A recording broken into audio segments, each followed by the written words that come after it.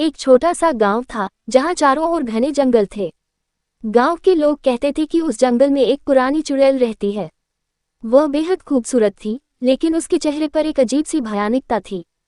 कोई भी उस जंगल में जाने की हिम्मत नहीं करता था, क्योंकि वहां जाने वाले लोगों का लौटना मुश्किल था। एक दिन गांव के एक साहसी युवक ने निर्णय लिया कि वह इस जंगल की सच्चाई जानने जाएगा। उसने गांव वालों की चेतावनियों को नजरअंदाज किया और जंगल की ओर चल पड़ा। वह गहरे जंगल में गया और वहां एक खूबसूरत झील देखी। झील के पास एक खूबसूरत महिला बैठी थी, जिसका चेहरा भयानक था।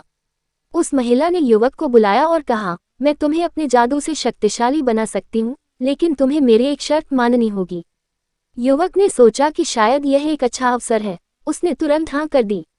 महिला ने उसे जादुई शक्तियां दी, लेकिन एक शर्त थी कि उसे हर पूर्णिमा की रात को उसके साथ जंगल में रहना होगा। युवक ने सोचा कि यह तो आसान है, लेकिन धीरे धीरे उसे एहसास हुआ कि उसकी शक्तियों के साथ साथ उसका मन और आत्मा भी उस चुड़ैल के जाल में फंसने लगा। उसने अपने प्यार और परिवार को भुला दिया। गांव वाले उसे देखने आते थे, लेकिन वह हमेशा जंगल में ही रहता था।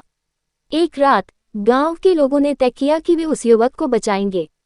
उन्होंने मिलकर जंगल में प्रवेश किया। जब उन्होंने युवक को पाया तो उसे लगा कि वह अब उस चुड़ैल की चंगुल से नहीं निकल सकता।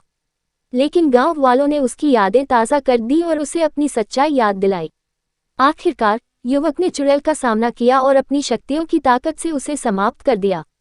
जंगल की जादुई शक्ति खत्म हो गई और वह अपने गांव लौट आया।